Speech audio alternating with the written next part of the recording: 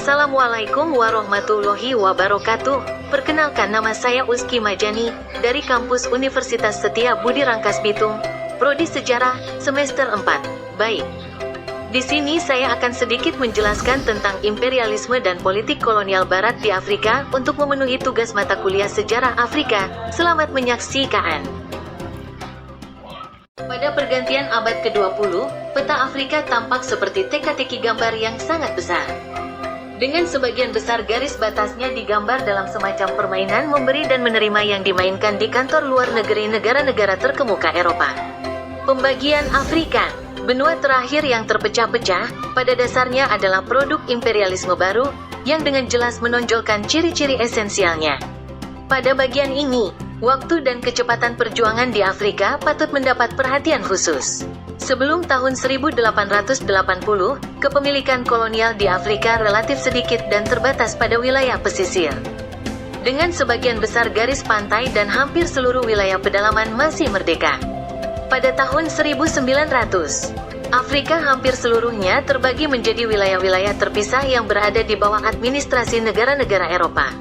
Satu-satunya yang disebutkan adalah Liberia, yang secara umum dianggap berada di bawah perlindungan khusus Amerika Serikat. Maroko ditaklukkan oleh Prancis beberapa tahun kemudian, Libya kemudian diambil alih oleh Italia dan Ethiopia. Kedua dari imperialisme baru juga terlihat jelas. Di Afrika itulah Jerman mengajukan tawaran besar pertamanya untuk menjadi anggota kelompok kekuatan kolonial antara Mei tahun 1884 dan Februari tahun 1885. Jerman mengumumkan klaimnya atas wilayah di Afrika Barat Daya, sekarang Afrika Barat Daya, Namibia, Togoland, Kamerun, dan sebagian wilayah timur. Pantai Afrika di seberang Zanzibar.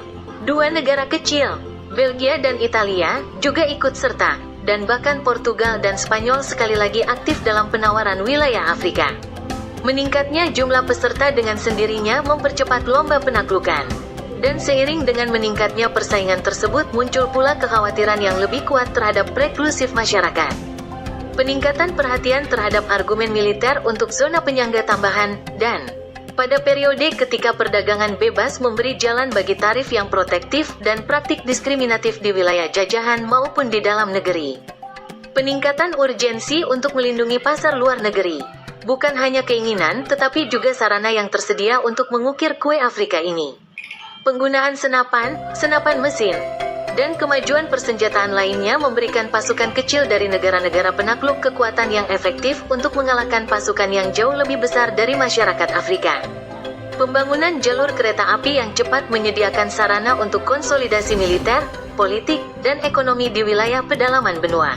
Dengan kapal uap baru, pemukim dan material dapat dipindahkan ke Afrika dengan pengiriman yang lebih besar, dan pengiriman bahan mentah dan makanan dalam jumlah besar dari Afrika.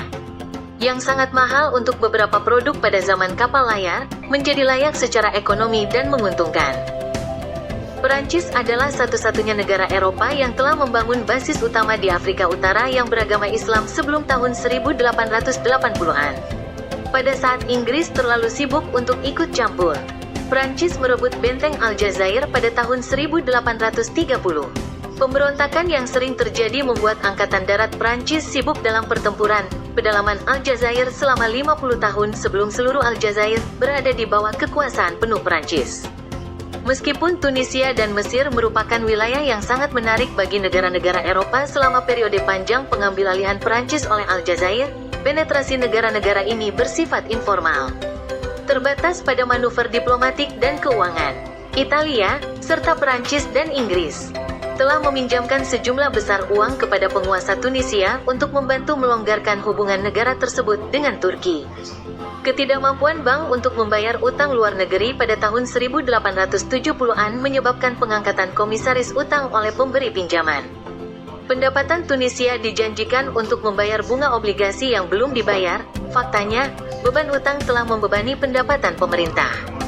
Hal ini menyebabkan meningkatnya tekanan terhadap masyarakat untuk membayar pajak yang lebih besar dan meningkatnya ketidakpuasan masyarakat terhadap pemerintah yang telah menjual kepada pihak asing.